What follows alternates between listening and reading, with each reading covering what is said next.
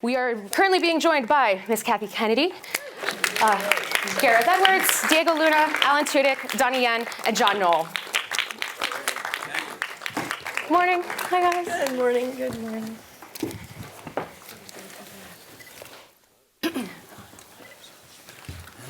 Morning. Morning. So we've talked quite a bit about how you've been a Star Wars fan pretty much your whole life. So the lead up to Rogue One has been a pretty long road. Now that people are seeing the movie and you're getting feedback, how do you feel? It's strange. Obviously, this is a very strange period in making a film. This little moment here, because for about 2.5 years you're really busy making it and your head's down and you can't really think about anything else. And now we've finished the movie, but we haven't released it. I feel like we're a little bit pregnant, and the due date is we're just ready to give birth and share it with the world. My water broke. Sorry, please. Sorry. Yeah, you're just right on the cusp of it. Yeah, it's kind of frustrating in a weird way to not be able to just show you all the movie now, because the cast got to see it for the first time 2 days ago, and let them speak about it, but it went down very well, I think. Hi. Could you just talk about, in finding this character, was it all on the script, or did you go back and look at other Star Wars films to sort of figure out where your kind of character fits into the hierarchy, or was it just all there for you once you read the story? It was a mixture of everything. But at the beginning, yes, I started just with the script that was already interesting enough for me to kind of dig into myself and try to find this captain inside me. And I guess the most important part was to do the military training, You have to establish a parallel to, with this galaxy far, far away and the world you live in. And it was very interesting to be. I spent 2 weeks with this ex-military in London, just talking about experiences and about the last 10 or 15 years of his life, and that gave me enough material. And then, I love Star Wars and I love the films, and A New Hope is probably the first film I really connected with. So I would go back to that film to find a connection again. But it was more about seeing war films, Apocalypse Now, for example, stuff like that, because my character needs that kind of military structure and is a guy that is willing to risk anything for this cause, But he thinks in a hierarchical kind of a structure, and he has to start there, at least in this film. So, yeah, that was the research I did. Hi, guys. Lucas Eagle from comicbook.com.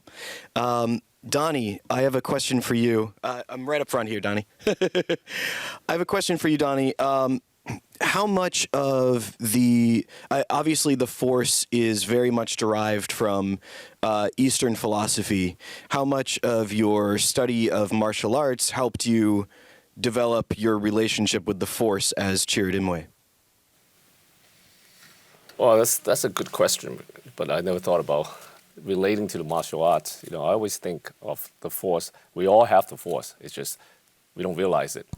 It's kind of like I think it's interesting to see. To me, Star Wars story is about reminding us that things that we neglect and forget, and the Force is all. We always have these kind of ability, and. To answer your questions, I don't think of it as having the martial arts ability. It's just being a human being. You do have the Force. Question for Gareth. It's been revealed that George Lucas came to the set of this. What's it like to have George on set? And has he seen any footage yet? Does he have plans to see? Can I? Yeah, I think he's okay with. So 2 days ago, we got to show George the movie, and we all had a phone call, and I got to speak with him yesterday, and I don't want to put words into his mouth, but I can honestly say that I can die happy now. he really liked the movie, so it meant a lot. To be honest, and no offense to anyone here, it was the most important review to me, was what George thought of it. You know, you guys are important too, but come on. He's kind of God when it comes to Star Wars. What's that? The wildest phone call, though. I mean, Yeah, it was. We're in the middle of doing press, and you know, you have one interview, another interview, and then suddenly they said, we need to take a break. And I was like, I'm okay. And it's like, no, we need to take a break. And then they go, we need to talk to you. We're going to just go out of the room. And it's like, what's going on? Something bad's happened? And we go into a room, they say, George wants to speak to you. And they made the call, and I was like, And yeah, and I will take that conversation to my grave. It was a real privilege, and he you know, his opinion means the world to me. So, and John and Kathy have spoke to him, so it's, yeah. Hi, I'm Maggie Lyons from Amy Poehler's Smart Girls back here. This is a question for Kathy, sort of a follow-up on the last question. In terms of women specifically and gender, so what do you think the future of women in Star Wars could mean for women in media and the world at large, and why is it important to you to foster that first of all, I hope it has that level of impact. That would be great. You know, I think it is really important. I found it really interesting when I first stepped into this job and I started to look at, you know, what does it mean to be a female hero, a female heroine? And when you started to look, certainly online, at imagery, it was pretty shocking what came up. And I think the character of Rey, the character of Jin, I think these are empowered women that are not necessarily just taking on male characteristics. They're genuinely female heroines. And I think that's really important to the way we tell stories. And so I do hope you're right. I think it will make a difference. Thank you. Jerome Maida, Philadelphia Daily News. I have a two-part question. One is for Gareth. I just want to say, from the footage I saw, tremendous accomplishment. What was your challenge, you think, because the tone on this is so much different from other Star Wars films? It's more a war movie and heist movie, as they say. And how you have that different tone so you get something different but still feel like Star Wars? What's the challenge with that?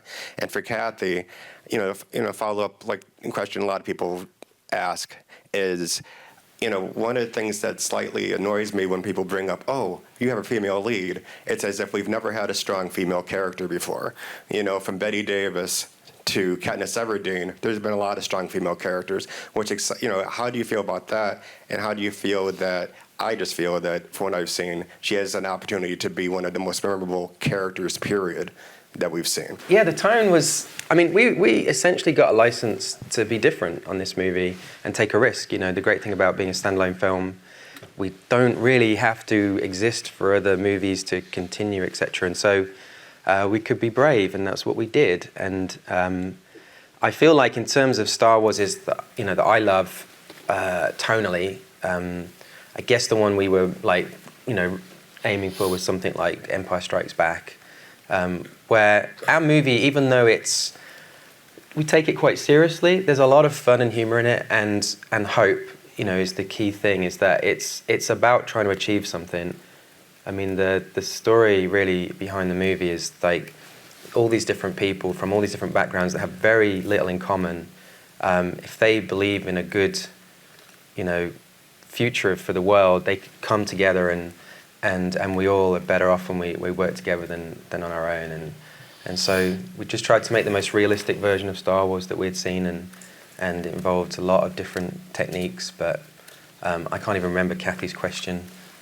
I can remember. You can remember it.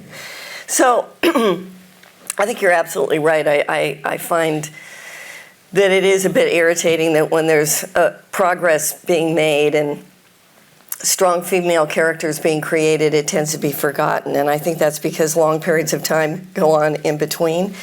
But I think it speaks to what I was talking about before, which is these are big tentpole, sort of frankly male-driven, boy-driven kinds of entertainment in the past. And that's why I was saying that I think the idea of a female hero is what's new.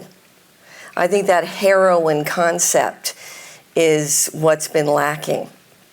And I think in this movie, the irony is she's not, as you say, necessarily just a female hero. She's just a very strong, wonderful character in a movie.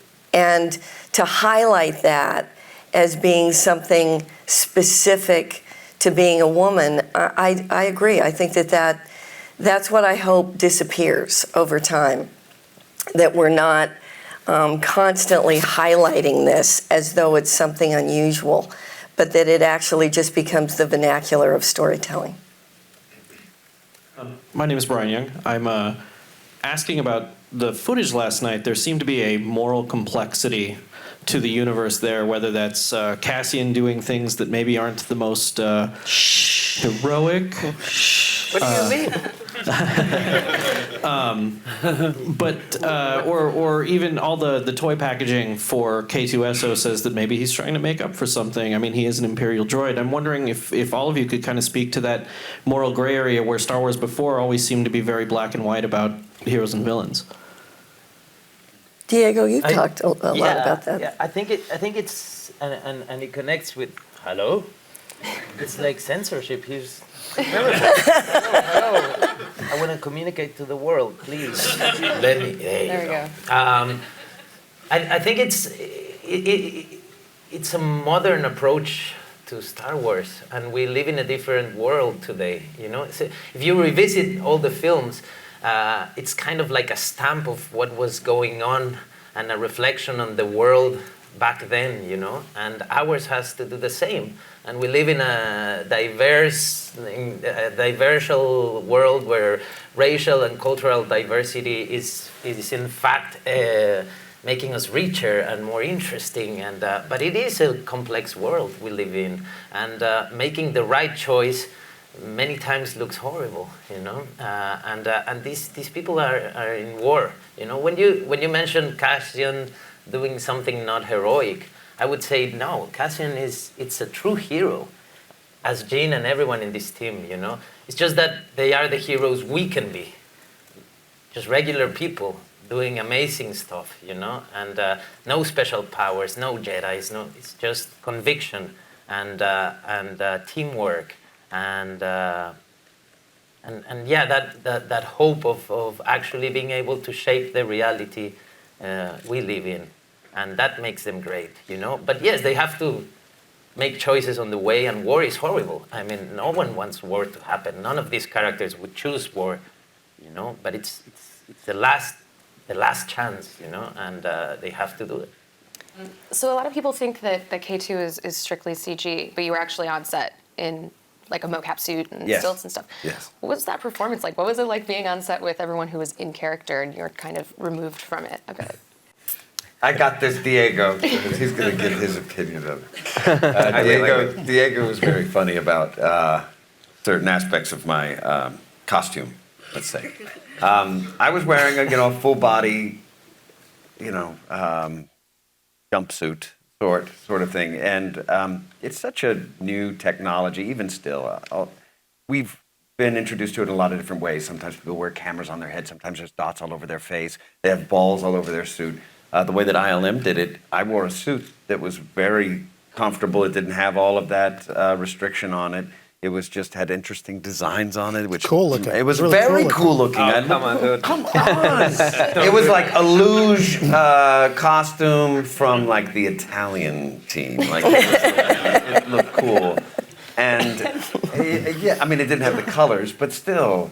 And then I was on stilts, so I was 7'1", so I towered over everyone most of the time, and it was great. You know, just even at that height, it colors how you move, and it helped me get into character. It was fantastic. It was basic. It was basically just acting, but then. The makeup and the costume came later, but because you're on set, you are able to create a character with the other actors. Without that, you can't tell a story with the true character who can react in a moment with some of the stuff Diego's throwing at you. You need to be able to throw it right back. And Alan, I think you're shortchanging yourself a little bit too, because you stepped into amazing iconography with robots in Star Wars. And, you know, when you figure that C-3PO and R2-D2 and now BB-8, what was amazing about what Alan did is he had to find what that individual sense was so that he could create another robot in the family of robots in Star Wars, and I think he definitely did that. He's going to be very memorable. I think John Knoll testified to this, is that there's a feeling, you can't help it because it's CGI, there's a feeling on set which is, you know, if we change our minds, if we want to change his performance a little bit, it's in the computer, maybe we can worry about that later. You kept saying that and again and again. That's why we shot the whole thing as if K2 was... Whatever Alan did on set, whatever it was exactly what K2 was going to do in the final film. And so, you know, K2 would get, you know, when Alan, no offense, but would screw up a few times, and we'd do multiple takes, even though you're thinking, oh, can't you just animate this stuff? And you can't. And what we learned was on the very few occasions, there were times where we wanted to tweak something. We'd go, you know what, just maybe do something a little bit different to what Alan did. And every single time it didn't work. And we had to be true to Alan's performance all the time. And even when we wanted to tweak something, we got Alan back, and we re-recorded him on film and copied his performance because he is K2. And a lot of the humor that's in the film that's really funny is just this guy improvising. He was given freedom to do whatever he wanted, whenever he wanted. And there are shots we couldn't use because sometimes I was holding the camera and I'm laughing and the camera's rocking up and down, and there's stuff we can't even talk about, but it was hilarious. I'll be on behind this. Hi guys, thanks for joining us. Hi, Neela from Australia. Felicity, I was wondering, there's a scene in the film where Cassian just has to stand back and watch Jin kick Stormtrooper butt, which I thought was fantastic. I wonder how you feel seeing yourself do that, and if the process of finding Jin for you was about maybe finding your inner warrior that you didn't know you had.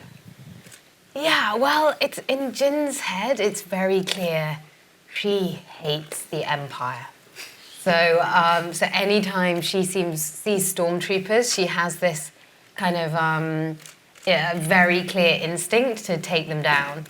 So I just tapped into that energy that Jin has, and I'd never done that kind of thing before. It was very new, the whole kind of physical preparation, that side of acting. I'm kind of used to lots of, talking in corsets, so it was really nice to be running around with a blaster and a baton to bash stormtroopers with. But it was an extraordinary process, and you work very closely with the stunt team who take you through every kind of move and moment and support you throughout the whole thing. And I was very lucky to have a great support from the stunt team doing it. What format was Rogue One shot on, and why have you guys chosen the specific formats that you're shooting for the new Star Wars movies? Well, we had the difficult task of, we were kind of making a period piece as well. We're making a film that's sort of, we'd say to the crew and the designers, like, imagine this is set in 1977 and don't do anything we couldn't have done back then in terms of aesthetic. And that applied to the camera work to some extent, in that, but obviously in today's cinema, we've got these 4K projections and things going on in IMAX, and this brand new camera had come out from Arri, and it was incredible, and it's like 4 times the resolution of normal film cameras. But Greg, the DOP, was like, okay, this is fantastic, but we also want to go back to the 70s with the analog kind of look of the movie. And so he got hold of this Panavision lens that's from 70mm anamorphic. They shot Ben-Hur with this actual lens. And for the first time ever in cinema, Arri and Panavision, which are 2 separate companies in the film industry, they came together to make one camera for Star Wars. And it was incredible. And for those who are technically minded, what the result is, you get this very narrow depth of field. So if you're focused on me, the background's quite blurred and the foreground's quite blurred.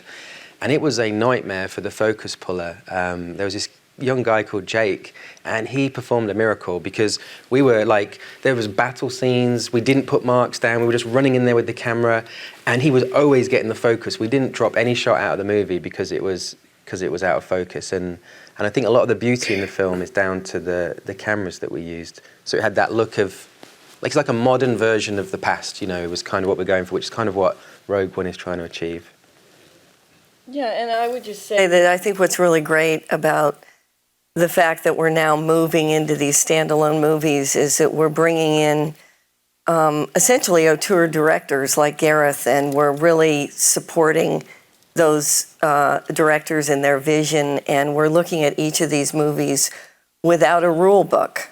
We're basically saying, okay, here's a new story, a new movie, a new approach. What do we want to do? And we're very open to that.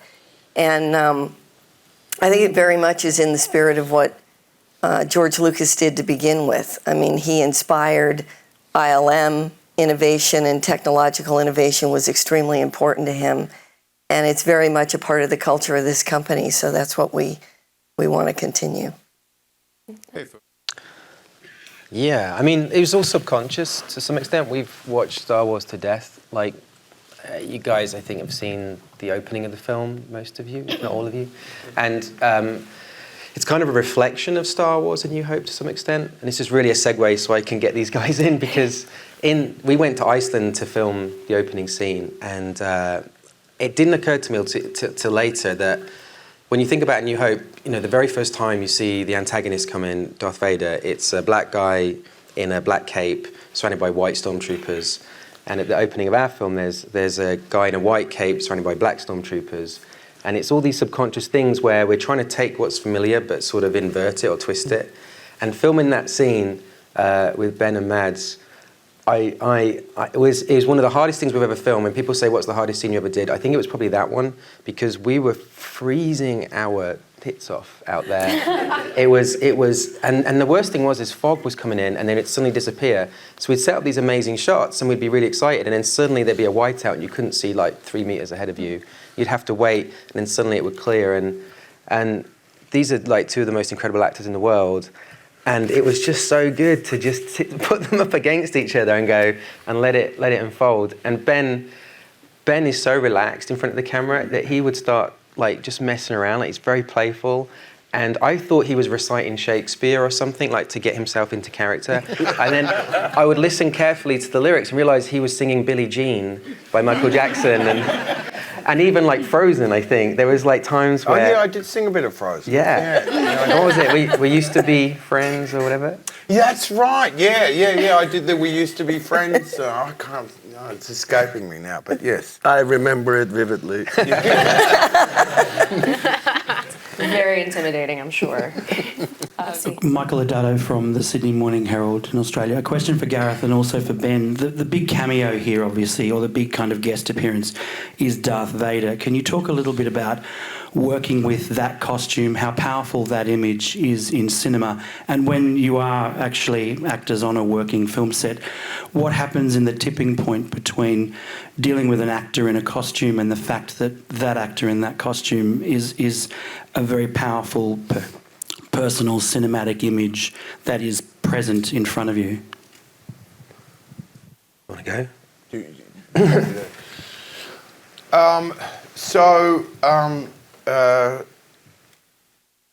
The first thing you have to do is just get over the fact that you're doing a scene with Darth Vader, and that takes